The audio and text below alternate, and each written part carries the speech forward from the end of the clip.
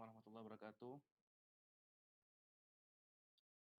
Alhamdulillahirrahmanirrahim. Wassalatu wassalamu ala rasulillah wa ala alihi wa sahbihi wa mawala ma ba'd.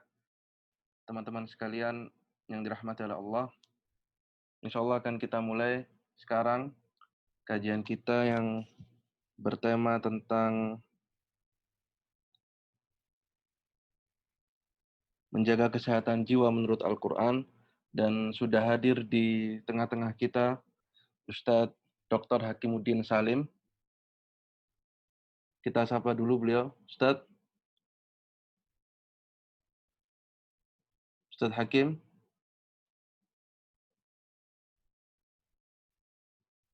Ya, Assalamualaikum. Waalaikumsalam. Bagaimana kabarnya antum, Ustadz? Sehat? Alhamdulillah sehat. Ya, alhamdulillah. Jadi beliau ini teman-teman, beliau posisinya di kota Madinah, Ustadz ya? Masih di kota Madinah, Ya, Ustadz ya?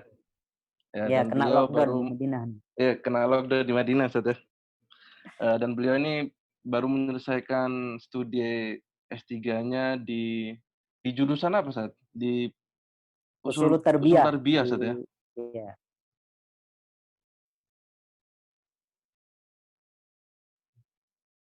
Halo, Ustadz. Ya.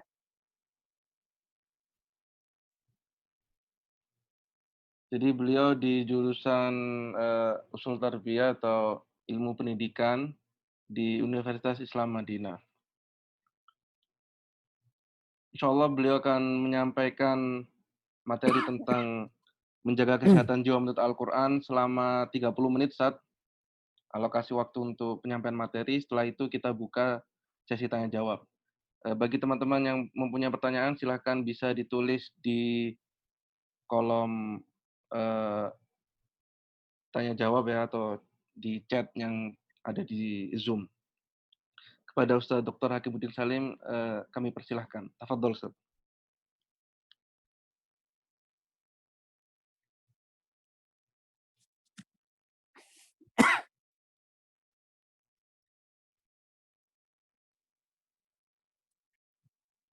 Bismillahirrahmanirrahim. Assalamualaikum warahmatullahi wabarakatuh. Waalaikumsalam. Alhamdulillah. Alhamdulillahilladzi amarna bil ittihadi wat taqwa. Walhamdulillahilladzi nahana 'anit tafarruqi wattiba'il hawa.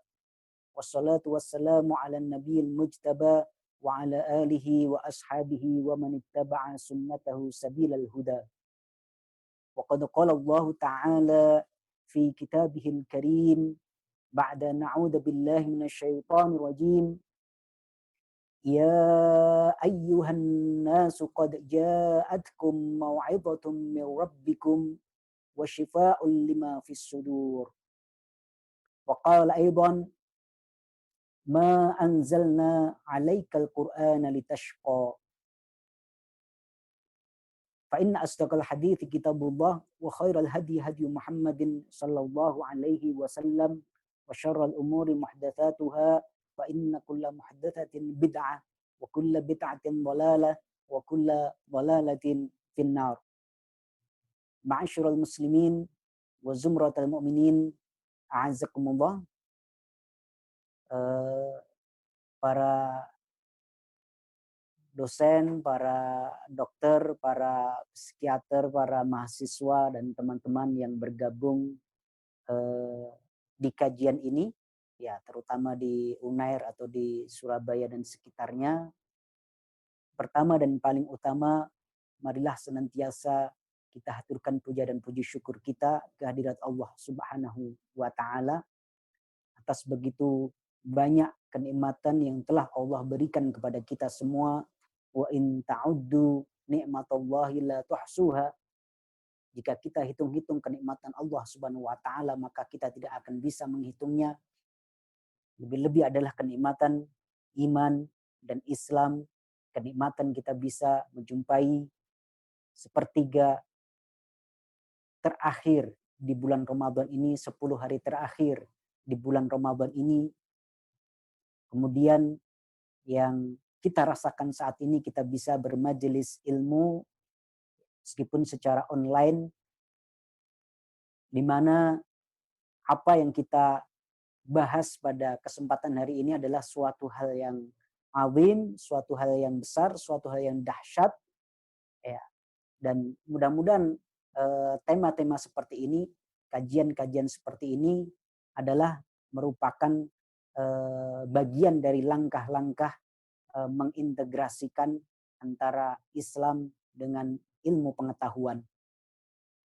Karena apa, ma'asyiral muslimin wa zumratal mu'minin a'azzakumullah, di antara problem terbesar umat Islam hari ini adalah adanya dikotomi.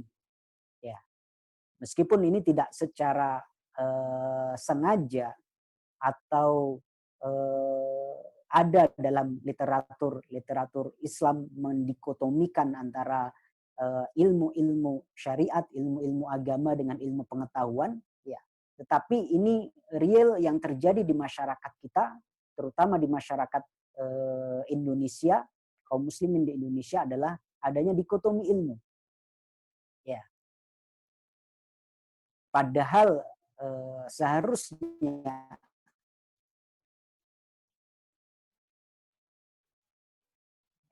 para berbicara tentang ayat-ayat Qur'aniyah, tetapi juga bisa berbicara dan mempunyai pemahaman, ya, setidaknya secara global tentang ayat-ayat kauniyah. Ya. Begitu juga sebaliknya para ilmuwan, para saintis, para dokter, bagaimana juga dia bisa menjadikan Islam sebagai kerangka, sebagai itor fikri dan suluki, menjadi kerangka pemikiran dan juga kerangka akhlak, menjadi norma, dan juga menjadikan Islam, menjadikan Al-Quran, menjadi menjadikan as-sunnah sebagai sumber inspirasi. Karena apa? Karena kita sebagai seorang beriman harus meyakini bahwasanya Al-Quran dan as-sunnah, ya, adalah merupakan sumber dari segala sumber ilmu. Sampai Imam Asy-Syatibi menyampaikan, laisa ahad minal ulama yalja'u ilal Qur'an fi mas'alatin illa wajada fihi asl. Ya. Bahwasanya tidak ada satupun dari orang yang berilmu, dari para ilmuwan, yang dia merujuk kepada Al-Quran atas satu masalah kecuali dia mendapatkan asalnya atau mendapatkan dasarnya. Ya, dari sini seharusnya bagaimana kita sebagai seorang ilmuwan muslim, sebagai seorang saintis muslim, menjadikan Al-Quran itu bukan hanya sekedar yang akan menjaga etika kita sebagai seorang ilmuwan, ya, dari sisi akhlakiyah, dari sisi ketetapan kita dengan nilai-nilai kemanusiaan, tidak hanya sekedar itu, tetapi juga bagaimana kita jadikan Al-Quran itu sebagai sumber, ya, inspirasi pada penelitian kita, pada praktek kita. Nah, ini insya Allah di situ kemudian langkah-langkah integrasi antara Al-Quran, antara As-Sunnah dengan ilmu pengetahuan bisa dicapai, dan ketika itu dicapai, ma'asyiral muslimin wa zumratal mu'minin, kita akan bisa kembali kepada kejayaan kita di masa lalu. Salawat dan salam tak jemu-jemunya kita haturkan pada junjungan kita Nabiullah Muhammad sallallahu alaihi wasallam. Beliau adalah teladan bagi kita semua, terutama bagaimana beliau adalah seorang figur yang multi talenta. Ya, di sisi lain beliau adalah seorang rasul, ya, seorang nabi, bersamaan itu beliau juga adalah seorang panglima perang. Bersamaan dengan itu beliau seorang pedagang, saudagar yang diakui kepiawaiannya dalam berbisnis dan kejujurannya. Bersamaan dengan itu beliau adalah seorang kepala keluarga. Bersamaan dengan itu beliau juga seorang tabib, seorang dokter. Maka kita mengenal ada istilah atib an-nabawi, ya kedokteran ala Nabi. Meskipun beliau tidak secara formal berprofesi sebagai dokter, tapi arahan-arahan beliau, ya, kemudian prinsip-prinsip yang beliau ketengahkan tentang kedokteran dan pengobatan itu sampai sekarang tidak lapuk, tidak lengkang di telan zaman. Ya. Ini ma'asyiral muslimin wa zumratal mu'minin, bagaimana syahsiah jamiah seperti ini. Ya, syahsiah kamilah, figur yang lengkap seperti ini juga harus kita tiru, kita teladani. Ya, paling tidak dalam profesi kita, ya. Jangan sampai kita terkurung hanya fokus kepada spesialisasi kita, tetapi kita tidak mau mencoba untuk membaca meskipun secara global, ya, bidang-bidang yang lain, apalagi kaitannya dengan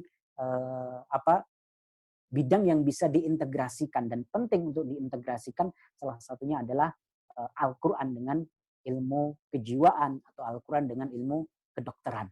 Ya, dan kalau kita lihat sejarah kejayaan Islam yang luar biasa, ya, masa abad keemasan pada khilafah Bani Umayyah atau khilafah Bani Abbasiyah, ya, atau juga kekhilafahan kaum muslimin di Andalusia, kemudian Turki Utsmani.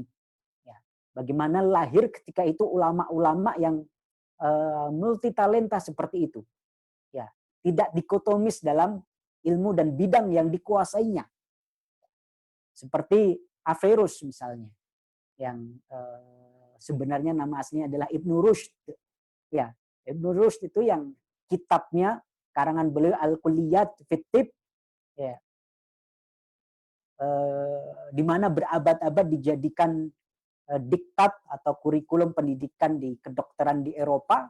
Beliau adalah seorang alim besar, ya, seorang pengarang kitab Bidayatul Mujtahid wa Nihayatul Muqtasid, ya, kitab fikih muqaranah atau fikih komparasi, yang kalau kita dulu waktu masih S1 di Universitas Islam Madinah itu dijadikan muqarrar atau dijadikan kurikulum pendidikan.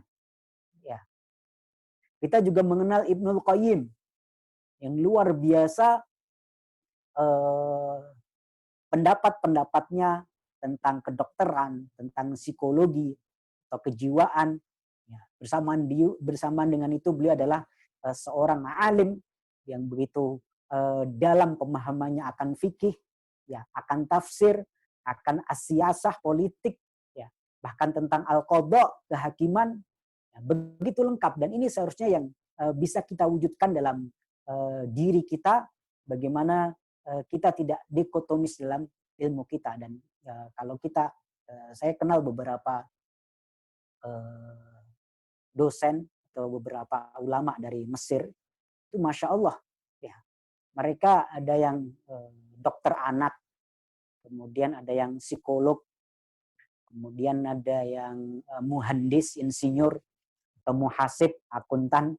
Tetapi luar biasa ketika berbicara, itu dalil-dalil dari Al-Quran, dalil-dalil dari sunnah, ya, itu ngelotok banget gitu. Bahkan kita yang belajar ilmu syar'i aja kalah sama mereka.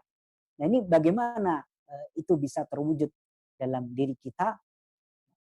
Inilah yang harus kita rintis, baik kita secara pribadi, masing-masing kita, ya, meneruskan perjalanan thalabul ilmi kita, ya, tidak terkotak-kotak dengan spesialisasi itu, ya. Kemudian juga bagaimana ada program-program bersama seperti tema-tema seperti ini menjadi sangat penting untuk kita ketengahkan.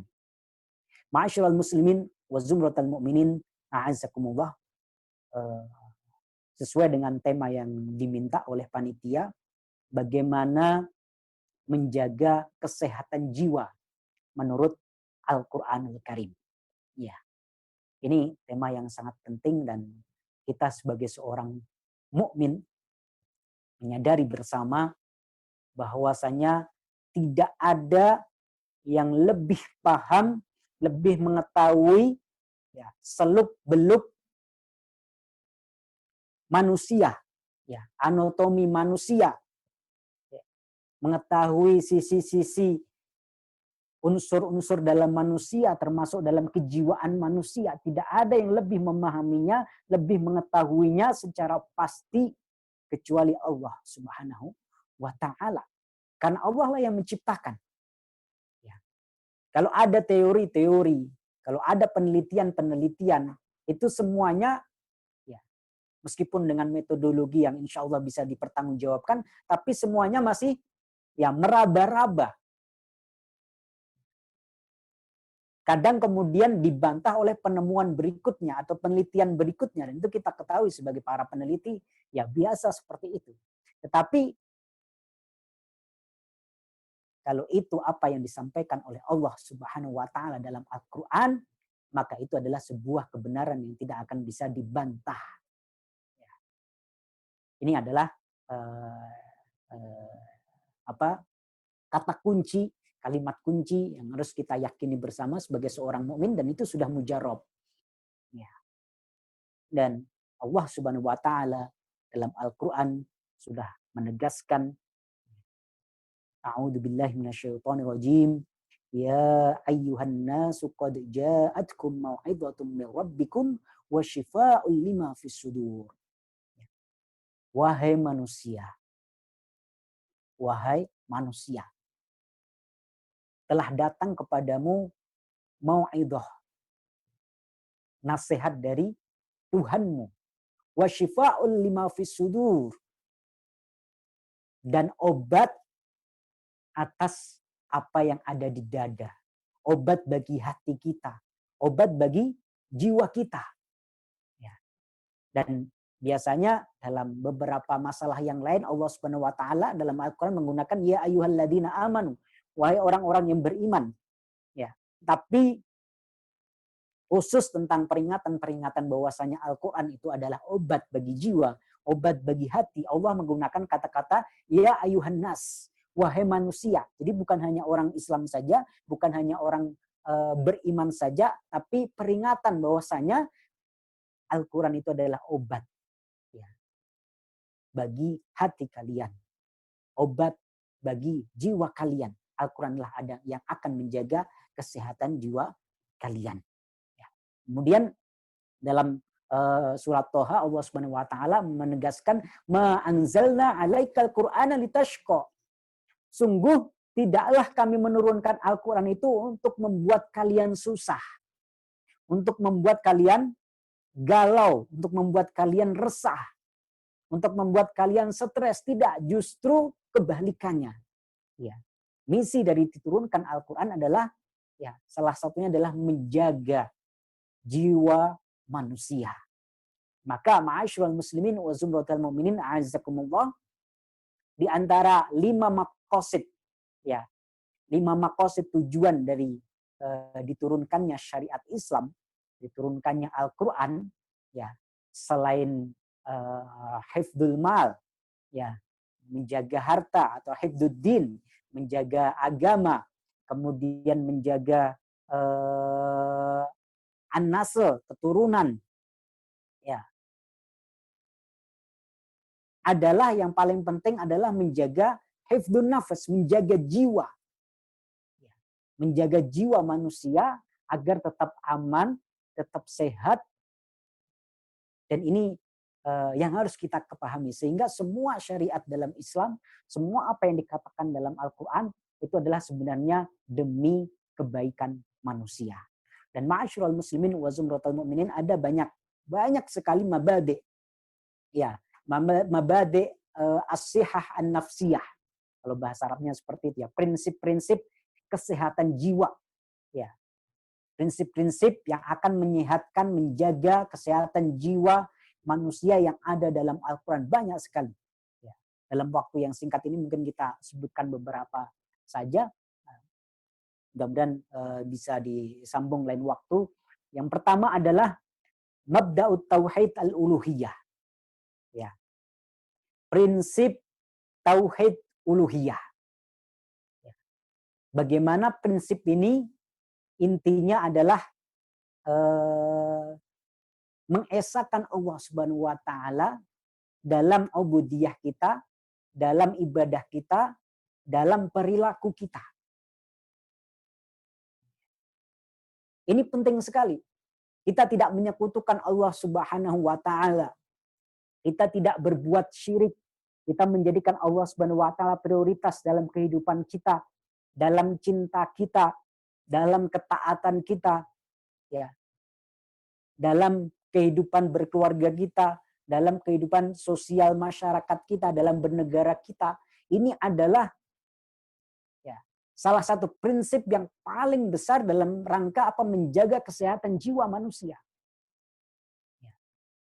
Maka ayat-ayat yang terkait dengan ini sebenarnya juga banyak menggunakan ya ayuhan nas. Objeknya adalah manusia secara umum. Ya ayuhan nas ubudu rabbakumul ladzi khalaqakum walladzina min qablikum la'allakum tattaqun. Ya ayuhan nas taqu rabbakumul ladzi khalaqakum min nafsin wahidah wa khalaqa minha zawjaha wa batha minhuma rijalan katsiran wa nisaa. Ayat-ayat ini semua adalah perintah kita beribadah kepada Allah Subhanahu wa taala.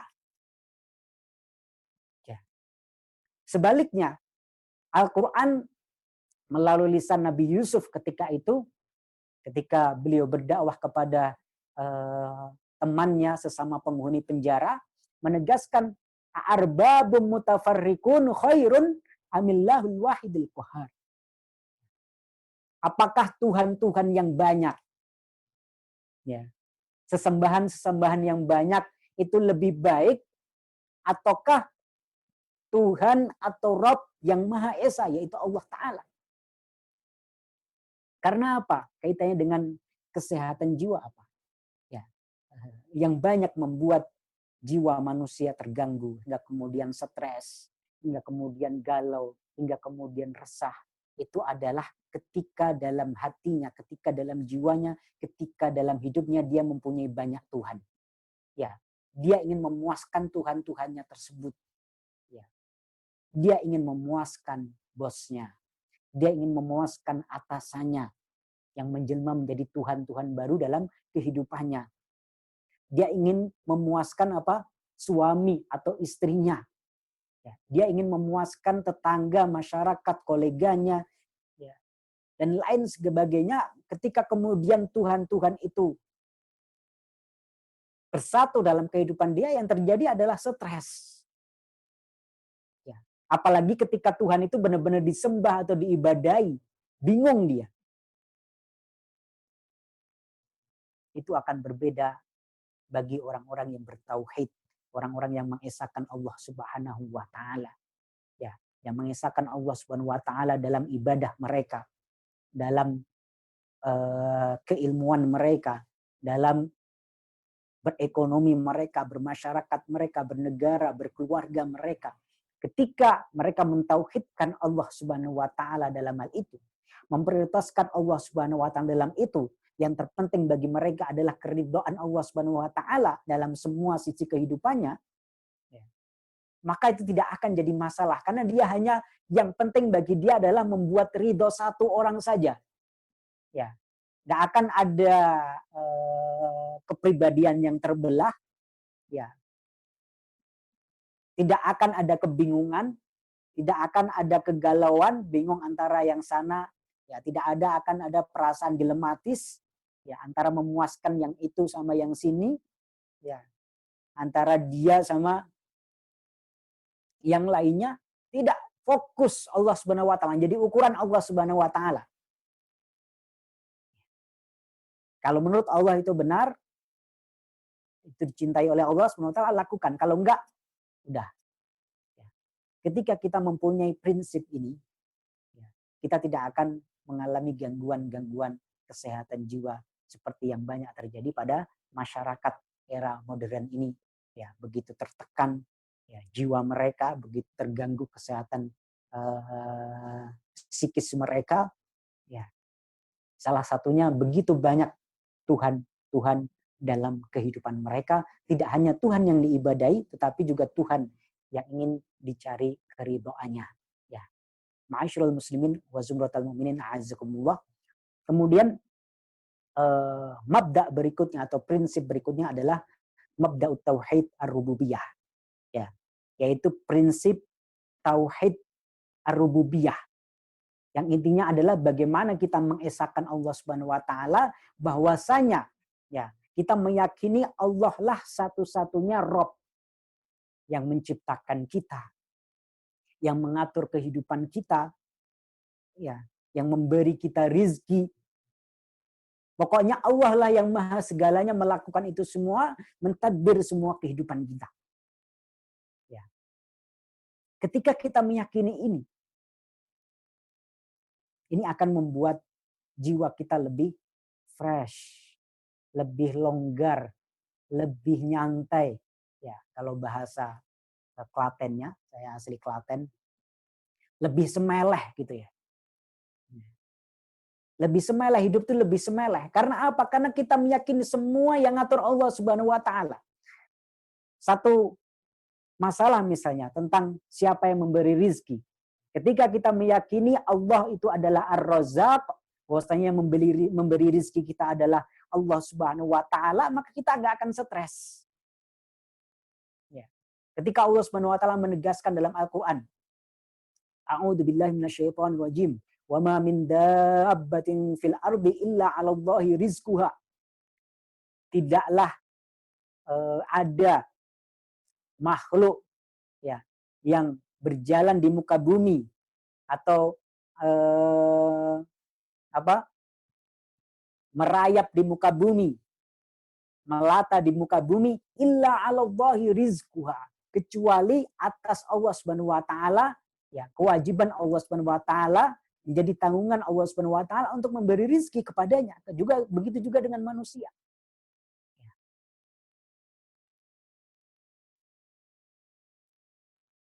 Kasus-kasus gangguan jiwa yang ada di masyarakat kita banyak disebabkan karena hal ini. Tidak mempunyai tauhid rububiyah. Ya, tidak mempunyai keyakinan bahwasanya Allah Ar-Razzaq, yang maha memberi rizki itu Allah Subhanahu wa taala. Sehingga kemudian ketika mendapatkan musibah, tertimpa musibah misalnya kena PHK, ya, atau kehilangan rumahnya, ya, terbakar atau kecurian harta bendanya, ya, dia jadi kolab, jadi jatuh, ya, benar-benar ambruk. Ini karena memang tidak ada perasaan atau keyakinan bahwasanya Allahu Ar-Razzaq. Ya. Gara-gara ketakutan itu juga akhirnya dia melakukan tindakan-tindakan yang merugikan orang lain, melakukan korupsi, mencuri, ya, berbuat curang kalau pedagang atau pengusaha misalnya, untuk mendapatkan keuntungan sebanyak-banyaknya. Dia takut, ya, takut nggak dapat rezeki padahal sudah dijamin oleh Allah Subhanahu wa taala dan rezeki itu tidak tertukar. Ya. Mungkin kita tidak akan hari ini tidak akan separah orang-orang jahiliyah terdahulu. Kalau orang-orang jahiliyah terdahulu saking takutnya mereka tidak mendapatkan rezeki, itu sampai mereka itu membunuh anak-anak mereka. Menganggap bahwasanya anak itu beban. Ya. Menganggap bahwasanya anak-anak itu beban. Dia harus mencarikan nafkah, dia harus bekerja, mencari harta untuk menghidupi anak-anak mereka, hingga kemudian ketika mereka tidak mampu, mereka bunuhlah anak-anak mereka. Sampai Allah Subhanahu wa taala menegaskan, wala taqtulu auladakum min imlaq. Ya. Janganlah engkau membunuh anak-anak kalian karena takut miskin. Sampai Allah menegaskan, nahnu narzuqukum wa iyyahum. Ya, kamilah yang akan memberi rizki kepada kalian dan juga kepada mereka. Ya. Kerja yang kalian lakukan, usaha yang kalian lakukan itu hanya ikhtiar saja, hanya sebagai jalan saja. Tapi pada hakikatnya yang menjamin rizkinya adalah Allah Subhanahu wa taala. Ya. Ini satu kasus tentang masalah rizki. Ya. Ketika tauhid rububiyah kita kuat, ya, dan ini adalah konsep Al-Quran, maka tidak akan kita mendapatkan gangguan-gangguan kesehatan pada jiwa kita. Ini yang kedua. Kemudian ma'asyiral muslimin wa zumratal mu'minin a'azzakumullah. Yang ketiga adalah mabda' tazkiyatun nafas. Ya, mabda' tazkiyatun nafas. Yaitu prinsip penyucian jiwa. Ya. Kita ketahui bahwasanya menurut kacamata Islam, jiwa manusia itu memang diilhamkan pada jiwa manusia itu fa'alhamaha fujuraha wa taqwaha dalam surat Asy-Syams. Ya. Bahwasanya Allah itu mengilhamkan pada jiwa manusia itu potensi-potensi fujurnya, potensi-potensi dosanya, dan juga potensi-potensi fa'alhama fujuraha wa taqwa, dan potensi-potensi ketakwaannya. Ya, setiap manusia itu mempunyai potensi kebaikan dan juga mempunyai potensi keburukan. Ya. Setiap manusia mempunyai potensi ihsan, tapi juga mempunyai potensi isa, ya, berbuat buruk. Kalau bahasa Al-Qur'annya adalah fujur dan takwa, potensi dosa dan juga potensi ketakwaan. Ya. Maka apa kata Allah Subhanahu wa taala dalam ayat berikutnya? Qad aflaha man zakkaha wa qad khaba man dassaha. Ya. Maka beruntunglah orang-orang yang selalu mensucikannya, membuat jiwanya bersih, menjaga dia tetap segar, tetap sehat. Wa qad khaba man dassaha. Dan telah merugilah orang-orang yang mengotorinya. Dalam surat Al-A'la, ya, surat Sabihis yang kita hafal bersama, qad aflaha man tazakka wa dzakara asma rabbih fasalla. Ya. Ini ma'asyiral muslimin, konsep penyucian jiwa. Ya. Jiwa ini memang mempunyai potensi fujur, dosa, ada potensi takwanya, ada potensi kebaikannya. Nah, nanti tergantung kita mau terus memupuknya, menjaganya, merawatnya, menghiasnya, tentunya dengan ketaatan kepada Allah Subhanahu wa taala, dengan ibadah kepada Allah Subhanahu wa taala, atau sebaliknya kita justru mengotorinya dengan penyakit-penyakit hati seperti dengki, iri, hasad, ya, sombong, ya, ujub, atau dengan maksiat-maksiat, ya, melihat apa yang diharamkan oleh Allah Subhanahu wa taala, mendengar apa yang dibenci oleh Allah Subhanahu wa taala, ya, melakukan apa yang diharamkan oleh Allah Subhanahu wa taala. Ya. Itu tergantung kita semua. Dan Islam, ya, mengetengahkan satu konsep untuk menjaga jiwa kita tetap sehat adalah dengan cara mensucikannya. Ya. Ini mabda yang ketiga. Kemudian mabda atau prinsip yang keempat, ma'asyiral muslimin wa zumratal mu'minin a'azzakumullah, adalah prinsip ad-dzikr, mabda'ud dzikr wa tilawah. Ya. Prinsip ingat kepada Allah Subhanahu wa taala dan juga tilawatul Quran.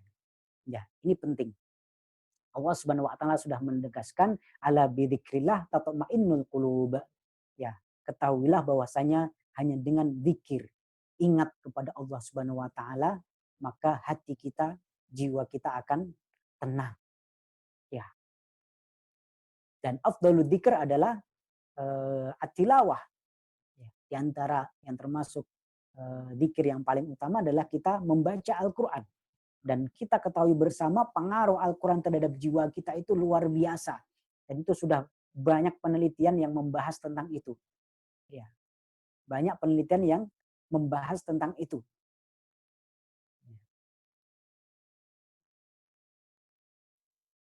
Maka sampai Rasulullah Shallallahu Alaihi Wasallam, ya, khusus untuk Rasulullah Shallallahu Alaihi Wasallam itu beliau diwajibkan untuk melaksanakan qiyamul lail dan membaca Al-Quran pada malam hari.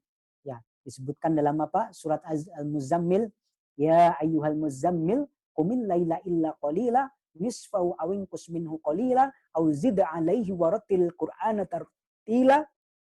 Ya, inna nasyi'atal laili ya asyaddu wa tawaqqa qila. Ya, inna sanulqi 'alaika qaulan tsaqila. Ya. Sampai Rasulullah sendiri, khusus Rasulullah SAW diwajibkan, ya, melakukan qiyamul lail, membaca Al-Quran pada qiyamul lail, membaca di malam hari, ya.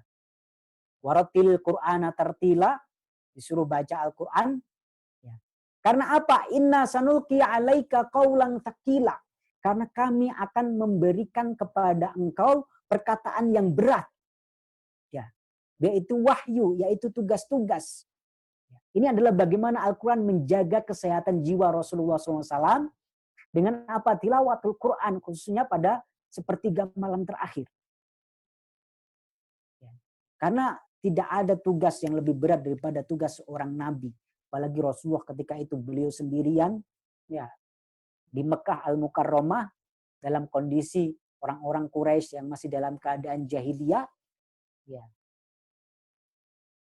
Sampai diusir kaumnya, dituduh sebagai syairun majnun, penyair yang gila, dituduh sebagai sahir, penyihir, dilempari kotoran, bahkan hendak dibunuh, ya, ditentang oleh keluarganya sendiri, bahkan kondisi yang berat.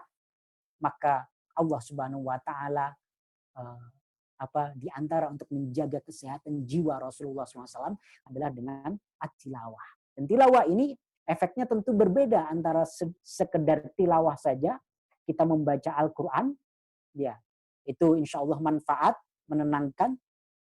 Ya, kalau kita lihat di YouTube misalnya eksperimen-eksperimen sosial yang banyak dilakukan di Eropa, bagaimana di tengah jalan atau di keramaian orang disuruh mendengar ayat-ayat Al-Quran, ya hampir semuanya ya memberi testimoni ada ketenangan dalam hati mereka, padahal mereka orang kafir. Ya, itu sekedar mendengar saja, ya, tidak paham apa artinya, apalagi ketika kita paham artinya, sehingga fungsi-fungsi Al-Quran tadi, peringatan-peringatan tadi bisa benar-benar kita pahami. Ya, ini ma'asyiral muslimin wa zumratal mu'minin. Dan sebagaimana kita ketahui, ya yang bahkan sudah dinyanyikan di Indonesia, Tombo Ati, Obat Hati itu ada 5 perkara. Yang pertama adalah maca Quran lan maknane, membaca Quran dan maknanya. Ya. Ini prinsip berikutnya. Kemudian ma'asyiral muslimin wa zumratal mu'minin, yang penting juga adalah mabda'us syukur wa ti'dadun ni'am. Yaitu prinsip syukur dan menghitung-hitung, mengingat-ingat kenikmatan Allah Subhanahu wa taala yang telah diberikan kepada kita. Ya, ini bisa kita ambil dari surat Ad-Duha. Surat Ad-Duha itu luar biasa, ya. Kalau buat kami pribadi, surat Ad-Duha itu adalah energi yang luar biasa, ya, yang selalu kita baca saat kita mendapatkan kesulitan-kesulitan hidup, tekanan-tekanan hidup, ya. Apalagi kalau kita baca dalam semangat, ya, pagi, dalam duha kita, itu akan luar biasa efeknya dan bagi kesehatan dan kekuatan jiwa kita. Ya. Surat Ad-Duha itu kan isinya adalah penguatan yang diberikan oleh Allah Subhanahu wa taala kepada Rasulullah. Dengan cara apa? Dengan cara mengingatkan Rasulullah. Ya.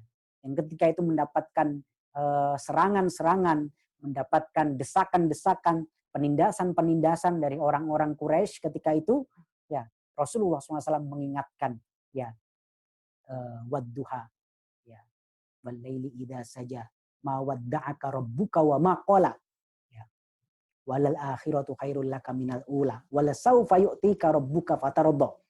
Ya. Kemudian ini yang penting, alam yajidka yatiman fa'awa, bukankah engkau dulu adalah seorang yatim, ya maka kemudian Allah Subhanahu wa taala merawatmu. Rasulullah kan yatim, ya pengasuhannya saja berpindah-pindah.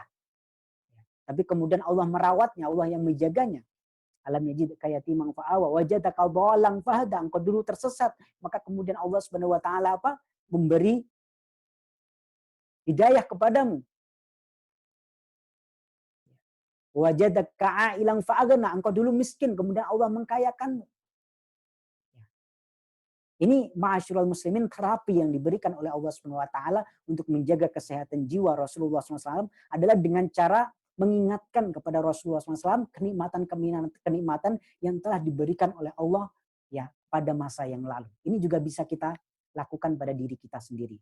Ya, bagaimana saat kita mendapatkan goncangan, tekanan, ya stres, ya gangguan-gangguan yang bisa mengganggu kesehatan jiwa kita.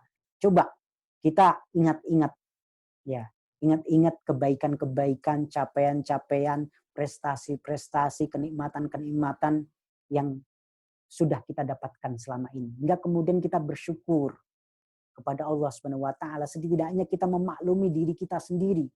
Ya, karena adalah salah satu sebab penyakit jiwa adalah ketika kita tidak memaklumi diri kita sendiri. Ya.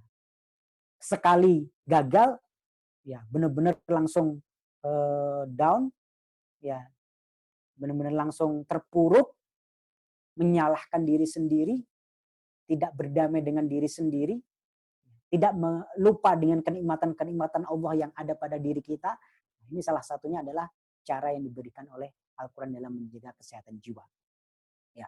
Kemudian ma'asyiral muslimin wa zumratal mu'minin a'azzakumullah, ada mabda yang lain ya yang cukup penting adalah ya, mabda al-yusr ma'al usr, yaitu prinsip bahwasanya bersama kesulitan itu pasti ada kemudahan. Ini kita dapatkan dalam surat apa? Al-Insyirah, Alam Nashrah. Ya, a'udzubillahi minasyaitonir rajim. Alam nashrah laka sadrak wa wada'na 'anka wizrak alladzi anqadha dhahrak wa rafa'na laka dzikrak fa inna ma'al usri yusra, inna ma'al usri yusra. Ya. Ini unik. Ya, Allah Subhanahu wa taala menyebutkan fa inna ma'al usri yusra. Inna ma'al usri yusra. Al yusra di sini pakai alif lam, yaitu ma'rifah, yang kalau dalam bahasa Arab berarti satu model kesulitan. Tetapi yusronya itu 2 kali. Ya, dan menggunakan cara nakiroh yang berarti tidak terbatas. Ini menunjukkan bahwasanya bersama satu kesulitan ya itu banyak kemudahan. Ketika Allah Subhanahu wa taala ya seolah menutup satu pintu di depan kita, bersama dengan itu Allah Subhanahu wa taala membukakan pintu-pintu yang lain. Ya. Ketika ini bisa kita pahami, maka jiwa kita tidak akan stres. Ya, terutama ketika kita mengalami kesulitan, ya, kesusahan. Ya, karena kita yakin inna ma'al usri yusra, fa inna ma'al usri yusra, inna ma'al usri yusra. Ya, di sini satu kesulitan bersama dengan itu akan banyak kemudahan yang dibuka oleh Allah Subhanahu wa taala. Ya. Ini sampai jam berapa Ustadz? Banyak sekali kalau kita kupas nih satu persatu. Afwan Sat, sebenarnya waktunya Sudah habis ya? tinggal iya Sat. Oke. Nggak apa-apa, Oke. cukup aja, nanti bisa kita cukupkan sekian. Kalau ada pertanyaan mungkin. Iya Sat. Intinya ma'asyiral muslimin wa zumratal mu'minin a'azzakumullah, banyak sekali konsep-konsep, prinsip-prinsip dan upaya-upaya Al-Qur'an dalam menjaga jiwa manusia, menjaga kesehatan manusia, termasuk dalam masalah konsep al-istirja, ya bagaimana kita mengembalikan semuanya kepada Allah Subhanahu wa taala. Karena Allah Subhanahu wa taala menegaskan walanabluwannakum bisyai'in minal khaufi wal ju' wa naqsin minal amwali wal anfusi wath thamarat wa basyiris sabirin. Ya, dan sungguh pasti kami akan menguji kalian dengan kekurangan jiwa, ada yang meninggal dari keluarga kita atau dari orang yang kita cintai dan hilangnya sebagian harta kita. Ya, maka beri kabarlah gembira kepada orang-orang yang sabar. Yaitu siapa orang yang sabar? Alladzina idza asabathum musibatun qalu inna lillahi wa inna ilaihi raji'un. Yaitu orang-orang yang ketika dia mendapatkan musibah, apa dia melakukan istirja. Ya, menyerahkan, mengembalikan semuanya kepada Allah dengan ucapannya inna lillahi wa inna ilaihi raji'un. Ya, dia pasrah, udah kembalikan. Ini semuanya dari Allah Subhanahu wa taala memang, dan semuanya kembali kepada Allah Subhanahu wa taala. Ini yang akan menjaga kesehatan jiwa kita sehingga tidak terpuruk atau terguncang. Ya, cukup sekian ya, insya Allah. Mudah-mudahan lain waktu bisa kita sambung kembali, dan banyak sekali karena memang Al-Quran itu berisi solusi-solusi, berisi rumus-rumus canggih, berisi konsep-konsep yang luar biasa yang bermanfaat untuk menjaga jiwa kita, menjaga kesehatan jiwa kita. Ya, mungkin ini tafadhol kalau ada pertanyaan atau diskusi, kalau bisa kita jawab, kalau tidak buat PR insya Allah. Jazakumullah khairan Ustadz Hakimuddin. Sebelum saya buka sesi pertanyaan, saya ingin simpulkan materi yang Ustadz Hakim sampaikan ini. Setidaknya ada 7 prinsip tentang kesehatan jiwa dalam Al-Quran. Yang pertama prinsip Tauhid Uluhiyah, yaitu mengesahkan Allah dalam ubudiyah ibadah kita. Yang kedua prinsip Tauhid Ar-Rububiyah, mengesahkan Allah bahwa Allah adalah satu-satunya sebagai pencipta dan pemberi rezeki. Kemudian prinsip yang ketiga adalah bahwa Allah mengilhamkan kepada manusia 2 potensi, yaitu potensi kebaikan maupun potensi keburukan. Kemudian prinsip yang keempat adalah prinsip al-dzikr, ingat kepada Allah dan tilawah Al-Quran. Kemudian prinsip yang kelima, prinsip syukur dan mengingat kenikmatan Allah di dalam surat Ad-Duha, sebagaimana dalam surat Ad-Duha. Kemudian prinsip keenam, prinsip bahwa bersama kesulitan pasti ada kemudahan. Dan prinsip yang ketujuh yang disebutkan oleh Ustadz adalah prinsip mengembalikan semuanya kepada Allah. Nah, ini adalah rangkuman yang Ustadz Hakimuddin sampaikan dalam materi kajian kita kali ini. Yang Kemudian ketiga tadi apa? Yang ketiga tadi prinsip tazkiyatun nafas. Ya, prinsip tazkiyatun nafas ya. Baik. ya, Jadi pensucian prinsip yang jiwa. ketiga adalah Ya. prinsip tazkiyatun nafas. Jazakumullah khair, Ustadz. Kemudian saya ucapkan terima kasih juga secara khusus kepada teman-teman ngobrol perkara iman di Psikiatri FK UNER dan keluarga Muslim Kedokteran Fisik dan Rehabilitasi FK UNER yang telah menyediakan atau menyelenggarakan kajian kita pada siang hari ini waktu Indonesia. Semoga menjadi amal jariah kita semua dan semoga kita semua diberikan kemudahan untuk mengamalkan ilmu yang telah kita dapatkan di siang hari ini. Jazakumullah khairan ikhwas sekalian yang sudah hadir. Wabillahi taufiq wal hidayah. Wassalamualaikum warahmatullahi wabarakatuh.